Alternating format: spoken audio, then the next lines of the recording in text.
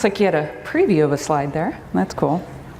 Hi, I am so excited to be here at Agile and Beyond. This means so much to me.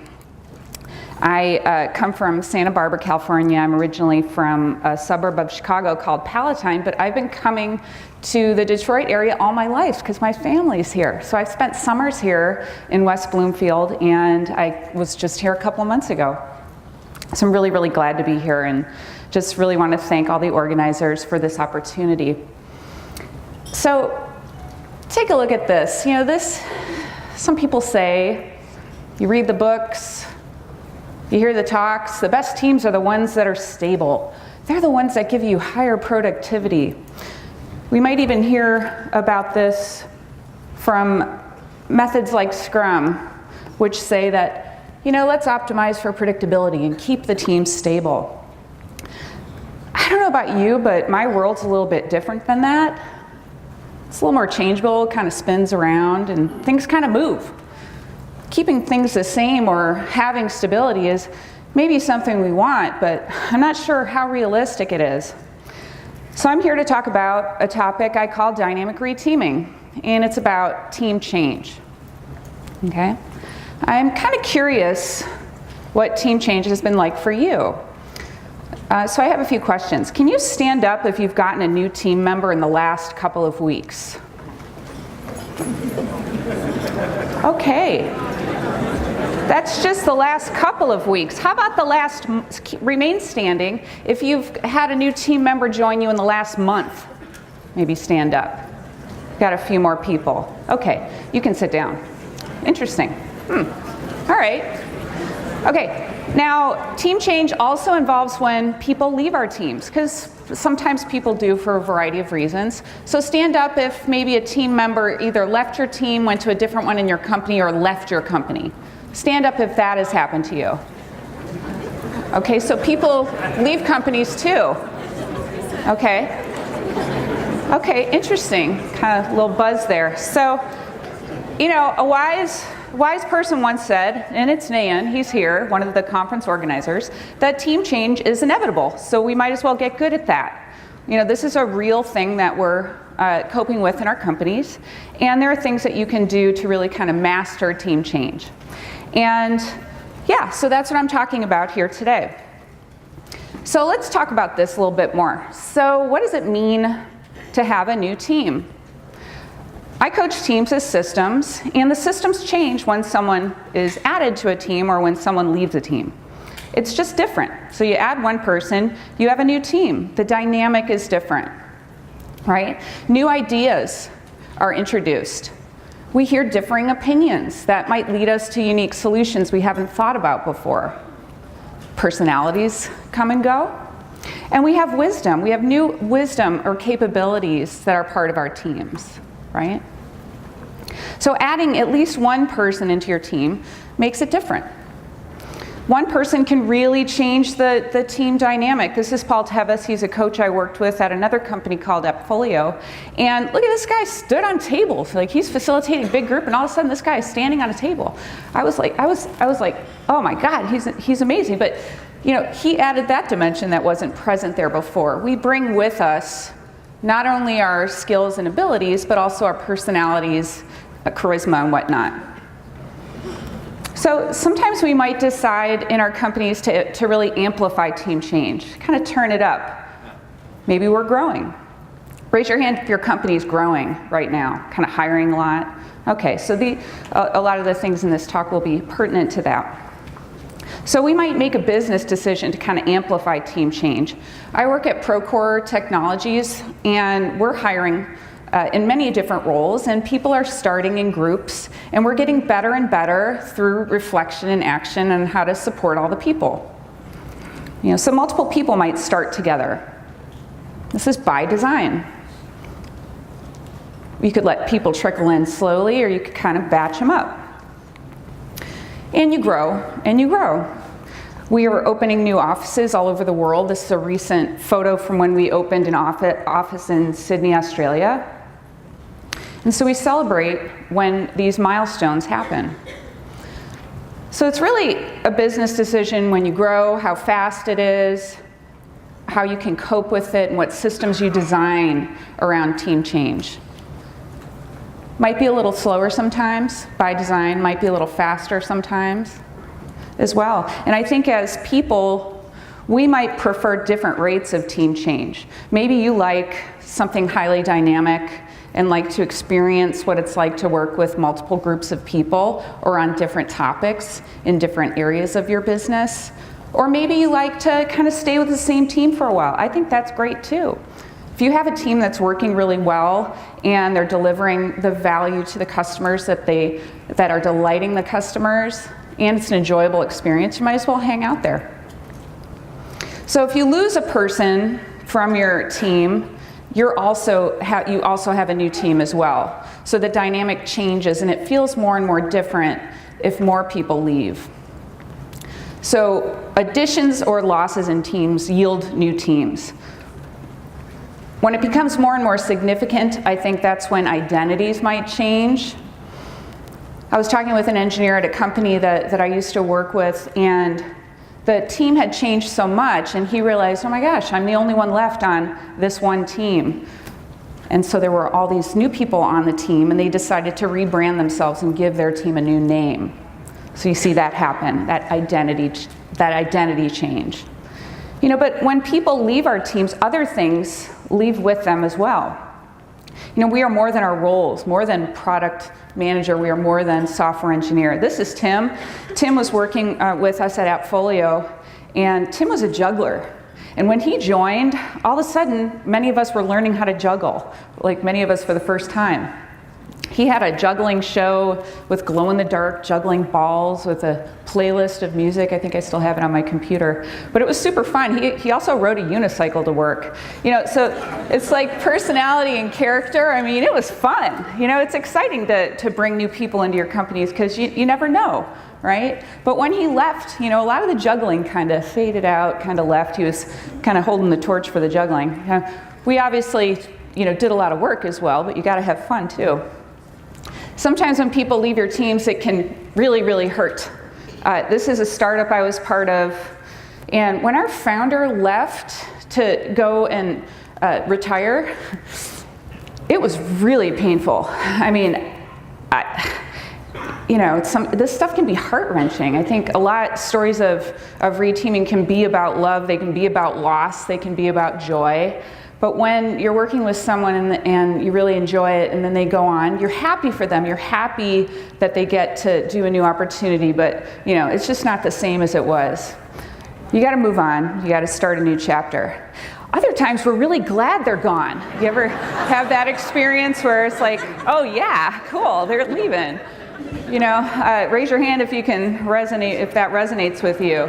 You know, it's a fact. You know, sometimes we're glad they're gone, but yet sometimes they kind of linger on like ghosts. It takes a while to shake them off. You know, all right, cool. Sometimes many people leave, and this is a picture of the Wizard of Oz. You know, sometimes we don't know really. It's not really a happy situation when multiple people leave at the company, like a layoff or something like that. And sometimes we don't even know, like, who made these decisions. Sort of a reteaming by abstraction. Simon Sinek, he has a book called Leaders Eat Last, and he talks about that kind of abstraction. But yet, you know, we hear many things. We try to read the books and get better at what we do. We go to conferences, continuously learn, and hear stuff like long-running teams are the best. You know, got to get everybody to gel. Your velocity is going to go down if you change your teams. Keep them the same. You know, you're going to lose predictability. It's almost like these warnings. It's like kind of sounds like pharmaceutical companies or something. I don't know. We get this advice like keep it one way, and I think, you know, sometimes it's time to push the reality button. And really acknowledge that when your teams change, and look at all these people, all of you that were standing up, like this is a thing. You know, when your teams change, you're not doing it wrong. It could really be the secret to your success. This is a startup I was at called Expert City. I started as employee 15. I left when there were 700 people 8 years later. Very successful company. We invented GoToMeeting, GoToWebinar, and we grew. We became a very valuable company. We were acquired at one point for, a considerable amount of money. The legacy of that was recently acquired for even more money, and our teams changed. They changed all the time. I was at the second startup I was at, it was called Appfolio. I was the 10th employee, and I was there until we were 600 people. And we grew and changed and deliberately reteamed for a variety of reasons that you'll hear about today. This company, Reteaming by Design, went public. It's traded on the NASDAQ. Very proud of this company. I love this company, love the people. So you're not doing it wrong, even if you deliberately change your teams. Life happens, people move, people come, people go, but there are strategic advantages to changing teams. Now I'm at Procore, so we build the software that builds the world. That's our tagline these days. So we make software for the construction industry. Is anyone in the construction industry here by chance? Okay. Okay, well, 10 years ago. So I joined when we were 800 people, so a bit bigger, and now we're close to 1,200 to who knows. We are hiring a variety of roles, just like our friends at Quicken. And yeah, so I'm just really excited to be at Procore. This is a picture of one of our iPads that's showing some construction plans. So we're really making strides in the construction industry to digitize all the paper that's around. If you can imagine being at a job site, looking at the plans on your phone or on your tablet, and being able to take photos to show that, all right, I put these pipes in the wall and I can take a photo of it, I can attach it to the plans, and then we seal up the wall. There's a lot of things that we're doing to really help people communicate better, all the different roles in construction. So I'm really proud to be a part of this company. We are in Carpinteria, California, but have offices worldwide. So the stories that you're going to hear today, I thought to myself at one point, is it just us? I've been part of 3 successful companies now that change teams a lot. Is this just some California thing? And so I got curious about that. So I have more than 30 hours of interviews of companies from all over the world that share stories of team change. And from these interviews, I've derived patterns that I'll talk about today. So let's dig in. So as I said before, dynamic reteaming is when you change your teams. As little as the addition of one person or the loss of one person changes your team, but it could be a lot more than that.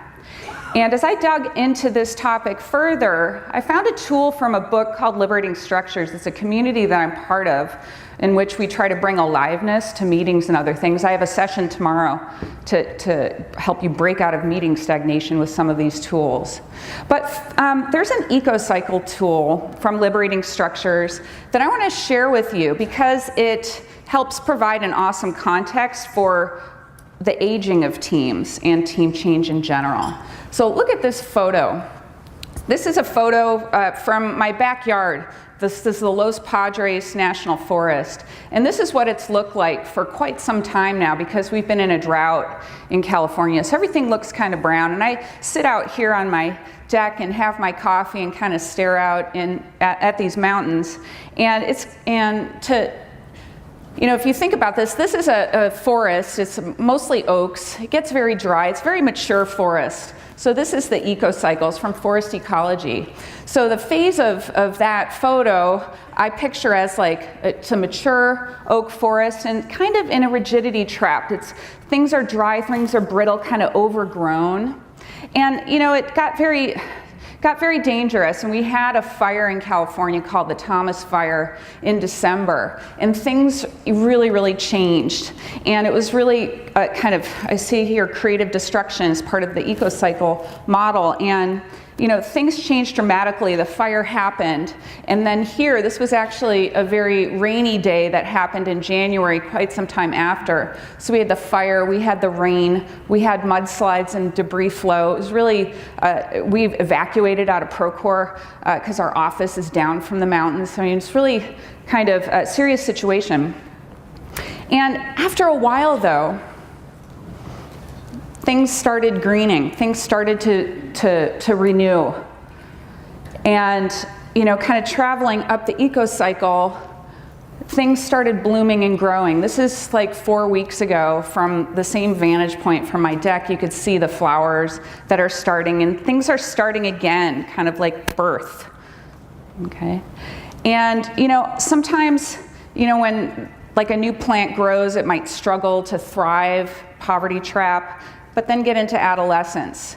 So I'm going to use this as a tool for the rest of my talk. And one other thing, dynamic reteaming as well as this eco-cycle concept is really multidimensional. If you think of the life cycle of a forest or even teams or companies, it's multidimensional. So you can have, the forests, the trees, the leaves, just like we have companies, etc. So reteaming is multidimensional. Your company, your department, we have tribes, like a tribe and squad model where I'm at. You can have your team, and these things relate to people as well. So people have asked me, I've been talking about this topic for quite some time, Heidi, how do we do dynamic reteaming? Like, what is this? Like, all right, team change, how do I do it? And so the easiest way for me to explain this is to talk about a series of problems and the different patterns you can apply to solve them. So the rest of this talk is organized like that. So the first problem I'm going to talk about is a poverty trap. Okay? Pivot or die is what I like to call it. And the pattern is called innovation by isolation. And by the way, I have a summary of all the problems and patterns at the end of this. So this is the eco-cycle. This is kind of the context of this first challenge. So it was at the first startup I was at, it was Expert City. This picture was taken back in probably 1999. We were ready to change the world. I was on the web development team. I was a writer, then I was an interaction designer. And we were going to transform how tech support is delivered in the world through the wonders of our screen sharing technology. So if you had a problem with your computer, no matter where you were, anywhere in the world, you could come to our website. A live expert was standing by to answer your tech support problem through the wonders of screen sharing. So you can come here, pick your expert and go. And here's me in my office. We were all in separate offices then as well, doing waterfall, right? But we were like so excited, like I love this company, I love this product. I was like really motivated by what I was doing. It wasn't a job, it was more than a job.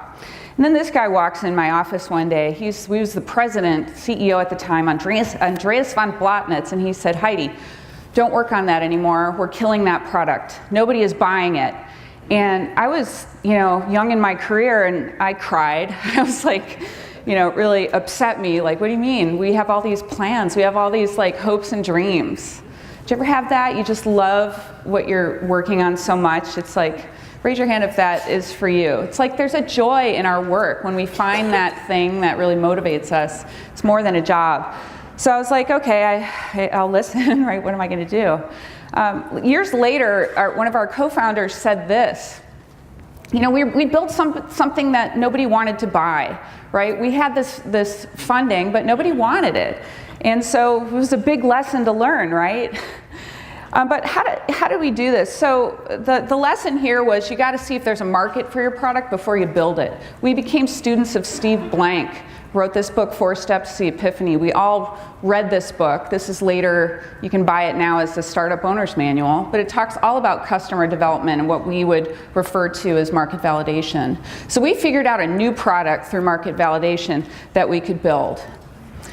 And in doing that comes the reteaming. So Klaus, one of our founders, invited some people from multiple teams, and we were put in a team off to the side. I call this the innovation by isolation pattern. I got to be part of this team, and we were able to work differently. We didn't have to follow the processes of all the other teams, and we felt like you kind of move like a glacier anyway when you add up those teams that feel slower and slower. But we got to do something different. We got to be like we got to invent whatever process we wanted. We got to move fast. We even had code names for the product that we had. So with innovation by isolation, you form a team, you isolate the team, and you give them process freedom. And later you might dissolve the team. And that's one thing that happened with this product. And so we built a product called Go to My PC. And so you can see and operate your computer from a distance. And this is a picture of one of the launch nights. And we love this, and we were able to move fast. So with the innovation by isolation pattern, here the team is born. This is that isolated team that starts, and it kind of went to adolescence and then sort of kind of faded out. We went integrated into the normal work. This pattern is also great for when you have a crisis. Sometimes you have emergencies, you have to patch things, whatnot. So taking teams, putting them off to the side to tackle issues is something that many of us have done. We did it with performance issues and specific things. And I find it quite interesting because, there is this sort of rigidity trap that you fall into. It's like, why do we have to take teams off to the side to move faster? Like, what happens? Why do things get so weighted down? So let's move on. So another problem is that, sometimes you have a mandate to grow or double in size. How many of you have experienced that before? Where you're going to grow fast, you're going to double, you're going to just keep adding people. So the patterns here are one by one reteaming and batch addition.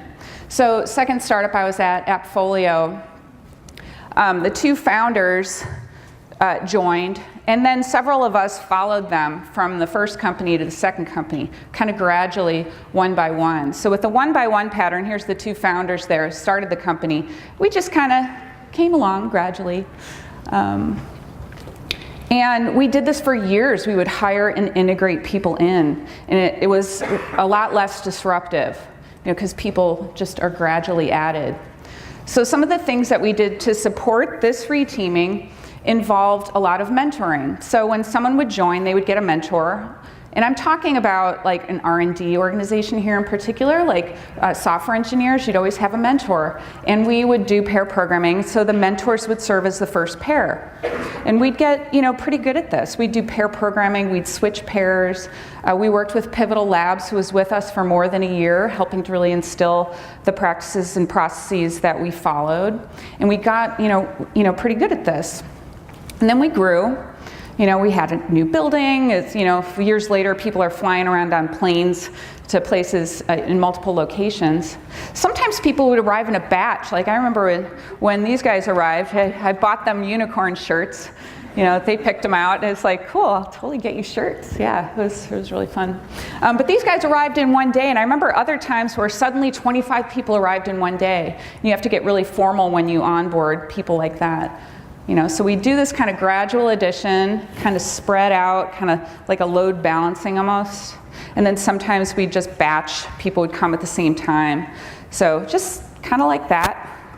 People would just get added to multiple teams. The green are the new people getting added to the teams. But then what we'd do? So I think in a lot of agile processes, you talk about retrospectives, like how did you work, how did your sprint go? How did it go for the last 2 weeks? But I also encourage people to have retrospectives on your teams and your team compositions. And also in like different programs, like if you have an onboarding program, you reflect on it, get better at it. It's like continuous improvement. Feedback loops, they're where it's at. If you don't remember anything else from this, like reflecting and acting is important. Reflect on what happened, decide a new experiment to try, and do it again. You can do this with teams. So we'd have retrospectives with mentors. How's it going as a mentor? What are the challenges you experience? What's working really well? We'd also get new hire classes together, like every 6 months. And we instituted changes that the people said were important. So this is how we morphed. This is how we got better at what we were doing. So one of the problems that came up was we noticed, all right, but there's a lot of duplication of effort. Like if we were bringing people aboard and there were 5 mentors, let's say 5 people started, and they were all helping the new hire get started with their dev machines, well, we could probably do that together and then spread them out. So we kind of would iterate our practices. We came up with this like boot camp pattern where we'd have the new people together, and then we'd have them arrive on their teams.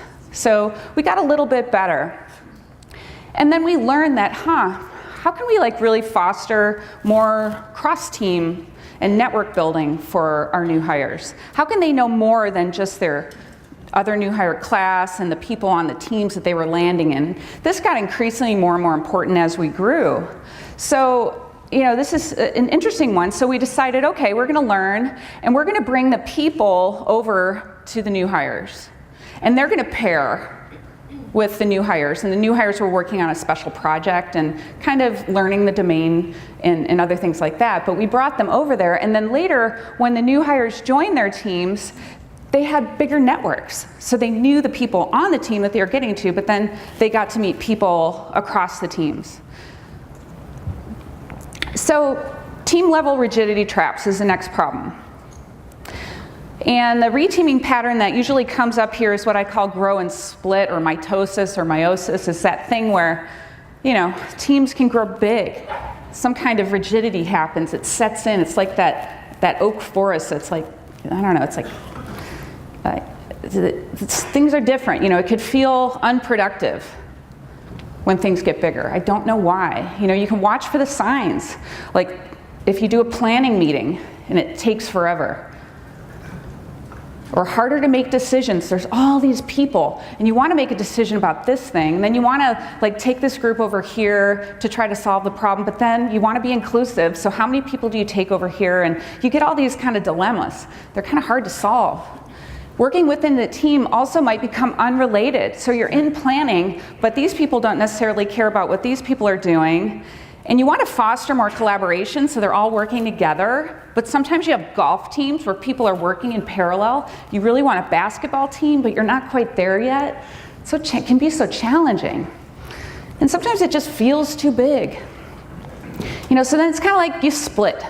However it happens, you grow and you split, and then you have two kind of new teams that are starting this cycle again, right?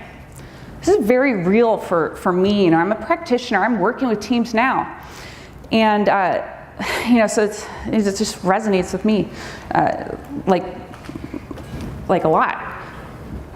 And I think this is the most common reteaming pattern I've seen too. This kind of growing big and splitting. So team identity sometimes comes into play. The people acknowledge that yes, we are a new team. We are separate. We are going to rename ourselves. So here at this company, we would have nerdy twists on band names. So we had the Hex Pistols and Def Leppard.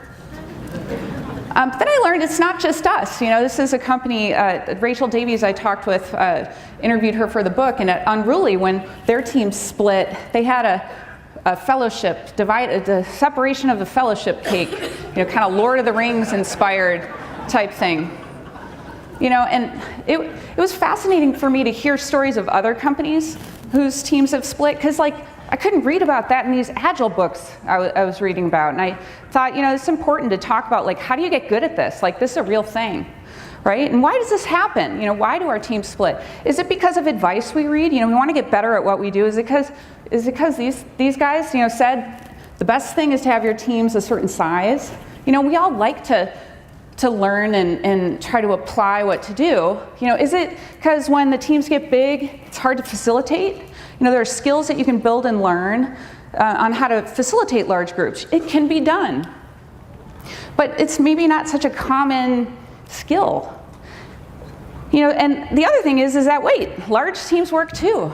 This is a company, Trade Me, in New Zealand. I interviewed someone named William Them. Was an engineering manager there. And they would combine teams to knock off work in a list. So they would combine, and then they'd have more pair programming variety. And sometimes teams combine so that the dependencies are not cross teams, so they're closer together. So large teams work too. So then who decides this?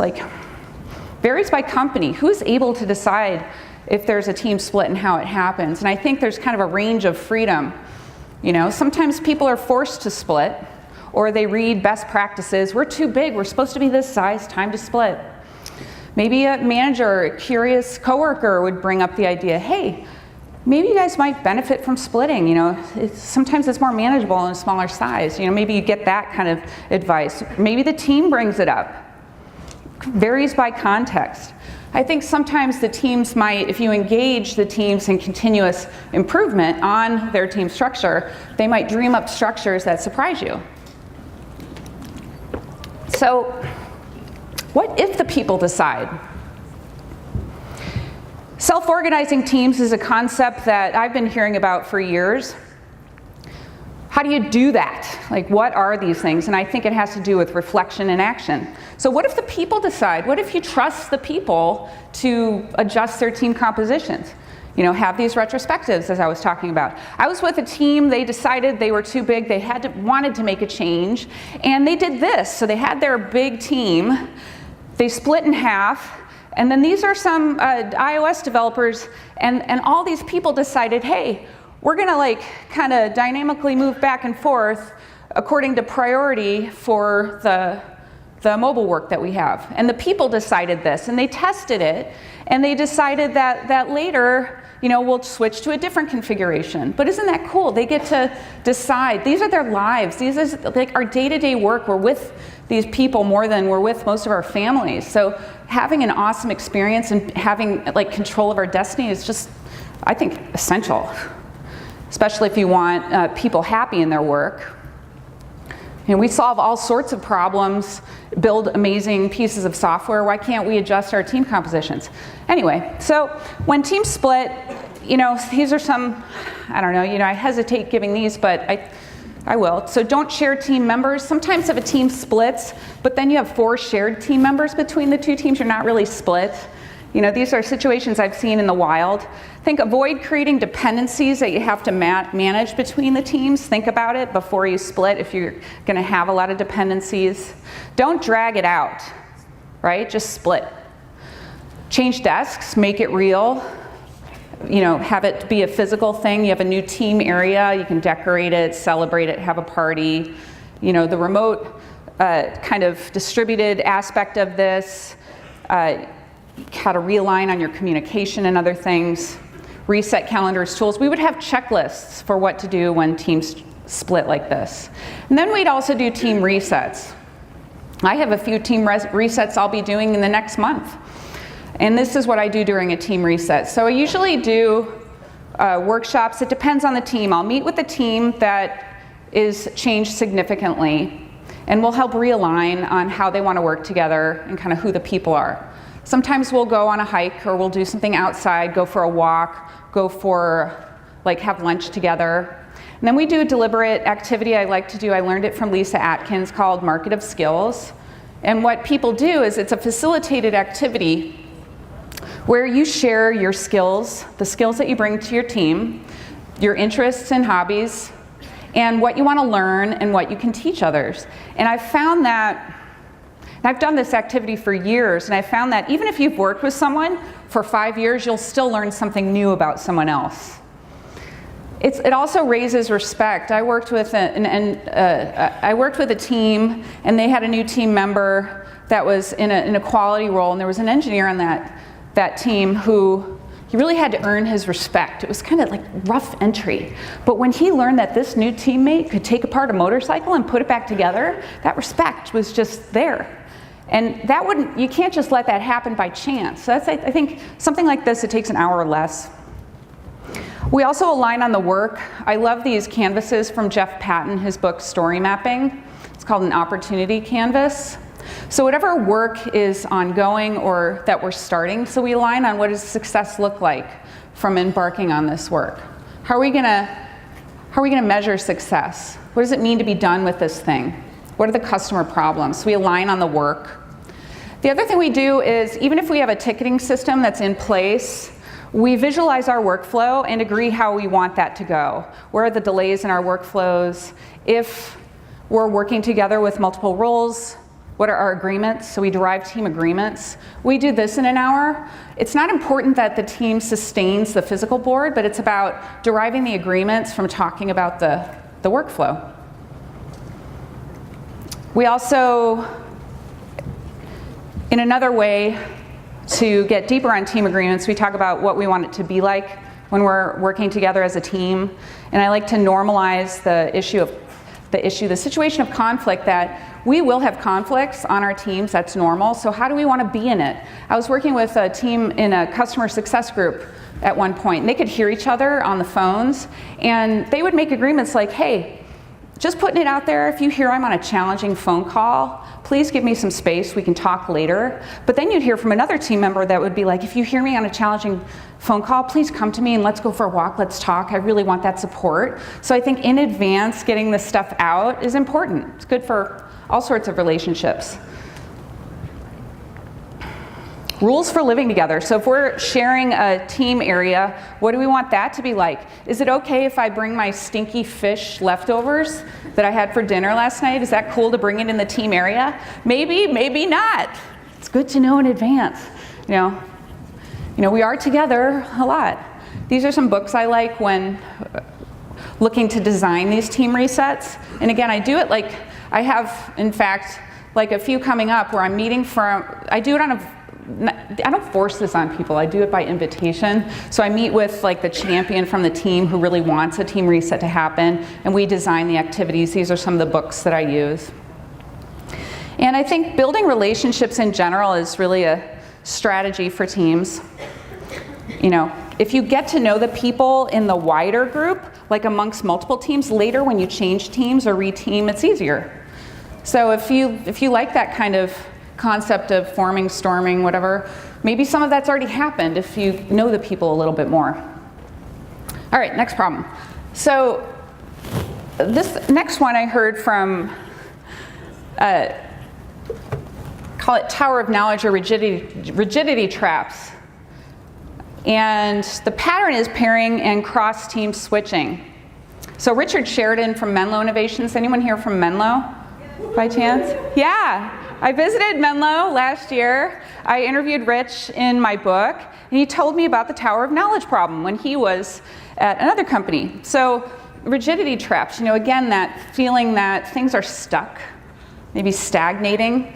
You know, he told me stories about how prior to co-founding Menlo, he was a VP in an R&D org somewhere else, and the people were working alone and kind of siloed out, and they developed these towers of knowledge in that they're the only person that knew that system. So when they went on vacation, they had to take their pager, take their computer with them. Like, this guy's fielding some support requests on his vacation.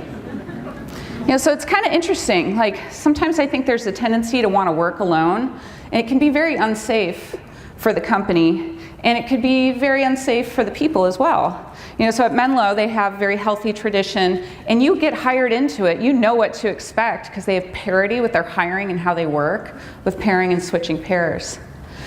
This is another company, Pivotal Cloud Foundry, another interview in the book. They keep track of how long people have been on their teams and invite switching at a regular cadence, kind of spread knowledge. So we reteam for knowledge spreading. And we've done this at companies that I'm at. Some of us call it cross-squad pollination. We go from squad to squad, so there's like more redundancy, so there's more kind of fault tolerance, less like risk. You know, we also worked, this is at Folio, preventing team towers of knowledge. We had a team that was good and that was working in like commerce-related things, dealing with the passage of a lot of money. And so we wanted more than one team to be kind of good at that. So we'd have one person from that team go, they'd pair over here, and after a while, maybe another person would come, and more than one team would be good at it. So we kind of like spread out the knowledge. Mob programming is great for this, highly efficient for this. Got a community memory that comes up. This is another practice, also helps to really onboard people when you program in a group. One screen, specific facilitation pattern. There are mob programming timers that make this really handy. I know some people in this room who've been doing this. Raise your hand if you've been experimenting with this at your companies. Okay, so you got a lot of knowledge in this room if this is interesting to you. So at Hunter, I talked with Chris Solution, who's one of the engineering director there, and they leave it to the people, the team switching. So the team members can negotiate trades. I want to go work over there, they work it out, and then they tell the managers. Isn't that interesting? It's kind of very bottoms up. Jim is a software engineer who works in Portland. He'd come to his team. He would nomad from team to team. Whenever he'd come back, he'd share his vast knowledge of the systems. He'd spend a week with this team when he was on one trip. He'd spend a week with the other team when he was on another trip. It's kind of nomading. And you know, what I tell a lot of people that I work with now and just sort of in the wild at things like this is like, give yourself options for later. You know, share the things that you're working on. Help other people get good at it too, because you're not going to want to do the same thing all the time for 20 years. You might want to change. Maybe it's a rare case when you do want to do the same thing, but nothing surprises me anymore. But let's give ourselves options for later and kind of share it. Then later, it's easier if you want to switch teams. So this leads into the next problem. So remember that it was called panarchy with that multiple levels, like company level, team level, get down to like the individual level. Sometimes we can fall into rigidity traps or stagnation. We might need a change, right? Whether we find it in the same company or a different company. It's very real, right? So I call it kind of opportunity matching. So it's again like, the energy is low, we're ready for something else, we don't see the opportunities. If we share the opportunities at our companies are stickier. We can retain people. I was at one startup for 8 years, the second one for 9 years. I did multiple roles. I got to grow in my career and do different things. It wasn't just like, promotion, from like senior to principal or whatever, but it was like doing different things, creating jobs, working on different things. And one thing I encourage people to do is, hey, you see an opportunity, offer a job. You write down what you think would be helpful in your company, make a case. You might just get to do that. I've done that before. It's very empowering because you see things that other people might not see, so you got to speak up. Anyway, so rigidity traps. So, Tuckman's model, forming, storming, norming, performing, later added adjourning. It's like kind of catchy. It's a useful model. I think people always seem to mention this around me, but I think he forgot a stage, which is stagnating.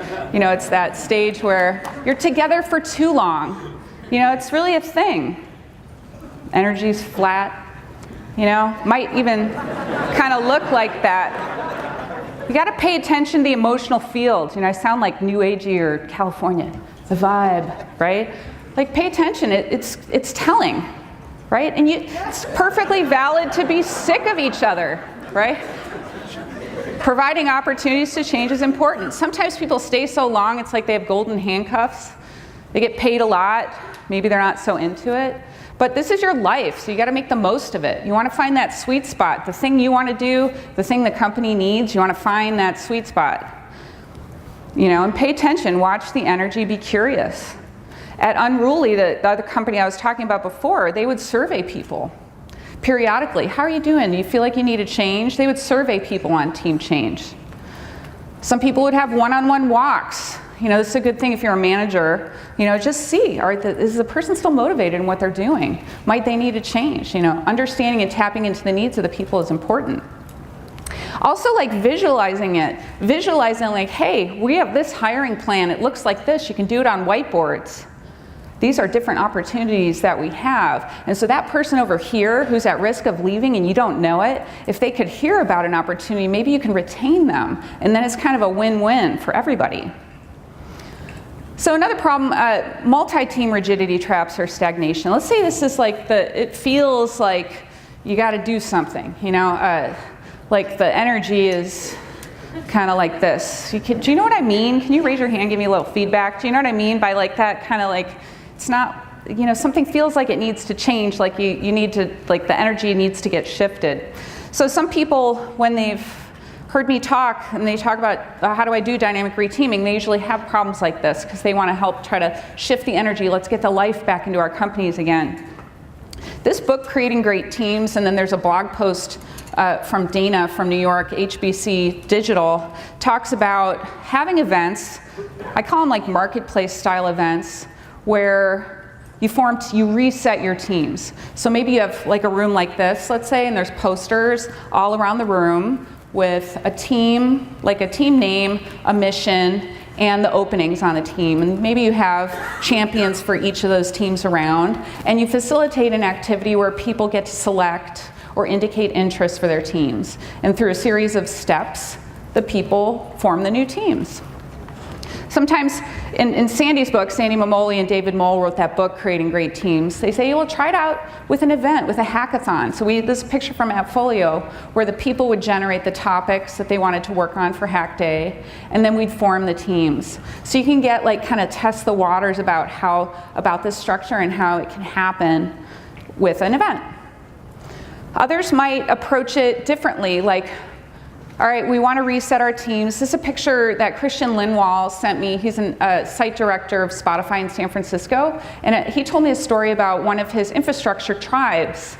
And they noticed like duplication of effort across different squads. And they thought, well, we need to really kind of like step back and reset our squads. So they used a whiteboarding approach. And we've used this at a company that I've been a part of as well. So you put the opportunities on a whiteboard and you have like a stand-up by the whiteboard. They took all the names off the squads. They had like a new squad structure that they were proposing, took all the names off, and through a couple of weeks, kind of more gradually, through conversations and whatnot, figured out who would be on the teams. So some do it gradually. I think no matter what you do, you got to talk about it. It's like the elephant in the room. What's the plan? What are you trying to do? Not an easy feat. Patrick Lencioni wrote the book 5 Dysfunctions of a Team. Excellent work. His book, The Advantage. I'm a big fan of it. And he's like, over-communicate your plans. You know, say things 7 times. You know, we do it in the chat channel. We do it on email. We do it in the all hands. And I was part of a larger reteaming effort with 80 people. We tried so hard to, you know, I talk about reteaming all the time. You know, we tried so hard to get the messages across, but then still some people are surprised.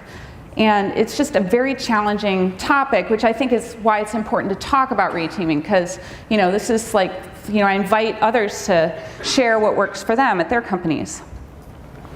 So the next problem area is fast growth. Call it, who are these people? You know, so it's like you grew fast in your company and it feels different. Not like it was before. If you're in a, you know, I've been through this.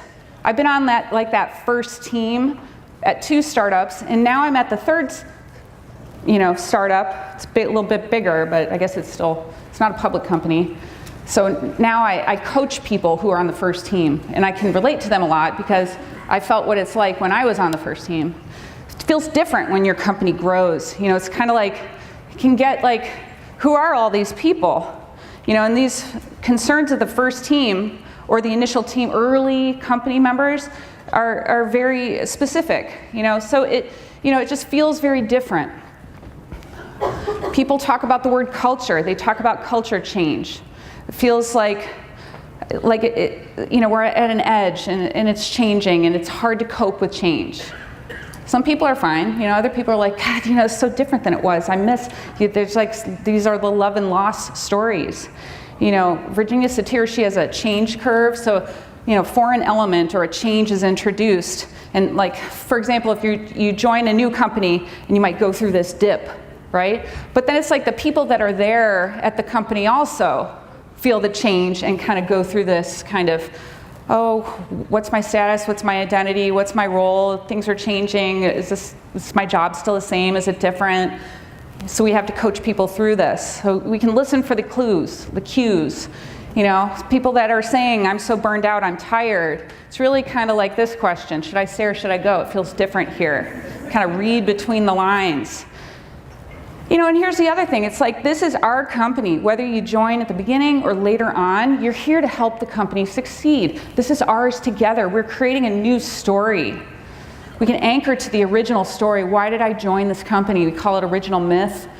There's activities that you can do. Anchor to the why people joined, but then acknowledge and understand that the person that started a month ago is totally into it.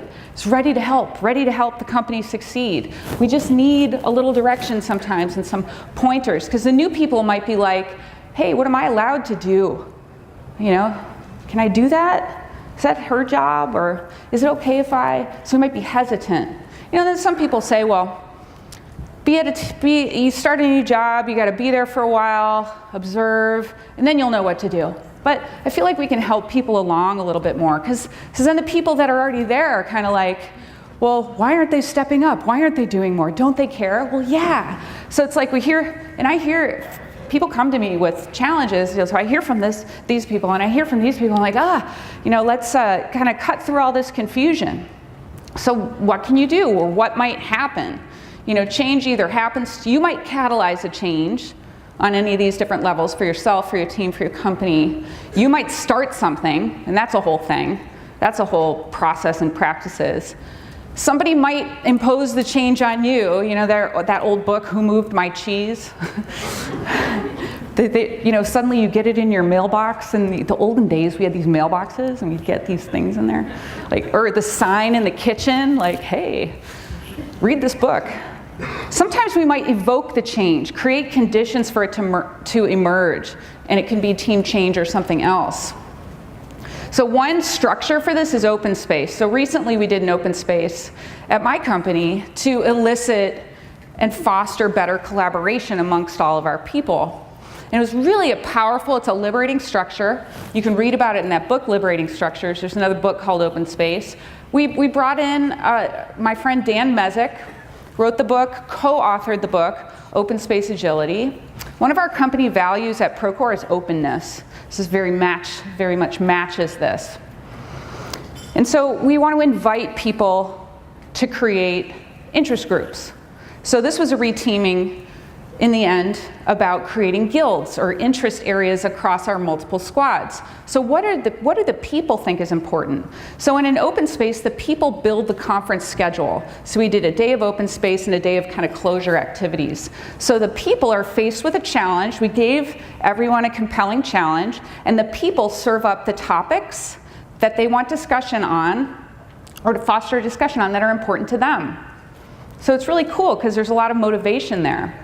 Same with, when we do any kind of hack day events or hackathons, people serve up topics. It all connects to autonomy, mastery, and purpose, something that at Procore, we call it the Procore Promises. It's from a book called Drive by Dan Pink. How do we motivate people, or how do we evoke the motivation in people? We'll give them choice, give them ownership. It's another one of our values at Procore, ownership, openness, and optimism. Anyway, so the people build the schedule.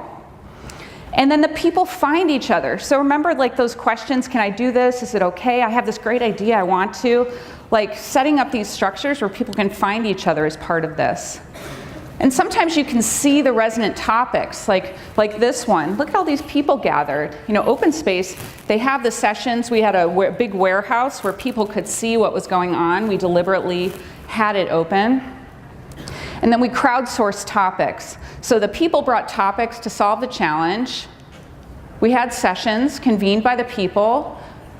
I facilitated a liberating structure that I'm teaching tomorrow called 2510 to crowdsource out of these 350 people what are the top issues. We got top 15 issues, narrowed it down to 7, and then the reteaming happened. So we put 7 areas around this big warehouse.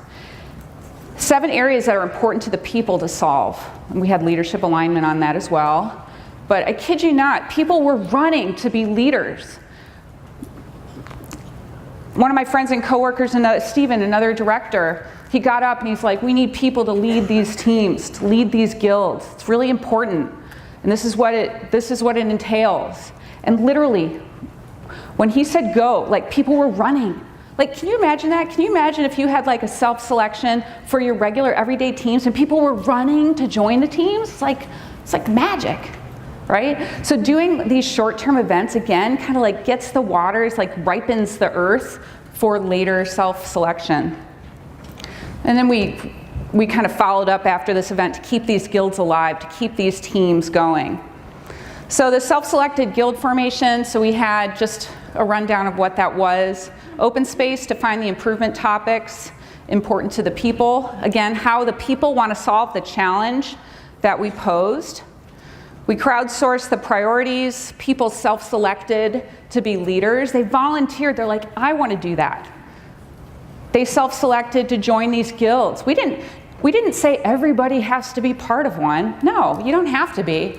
We want you to follow your interests because we want you to be passionate and really want to, we have an important job to help transform the construction industry. And so in doing that, we work with our people. We build the people. We build the teams. People self-select. And we keep it alive. So where are you in this? Think about this for a minute. Did you just start at your company or your role? Are you kind of in this birth part of it? Are you getting better at what you're doing? Are you in the adolescent phase? Have you been in your role for a while? Do you need a change? Do you feel like you're in a rigidity trap, need something different? I encourage people to think about this. Where's your team? Where's your company? What story are you going to write? You get to author it. If it's not feeling good where you're at, there's a whole world of opportunity for you. And cool, look at this, you're just starting a conference where you get to make connections with so many different people, right? So talk to people. See what's up, see what's available to you. Because after all, it is all made up. You get to carve out your future. And I use this with people I coach at work, because it's like, you got to invent a way to do it. Like, if you don't know, you're not going to always find it in a book. Like, invent something and then reflect on it. That continuous feedback loop, continuous reflection. This is an eye chart, but it'll be on my website. These are the problems and patterns that we went through. I'll share the slides as well, of course. So we went through a variety of problems, the reteaming patterns that can be applied to help solve the problems or to move them forward. You know, team change happens, and it happens in different regular ways.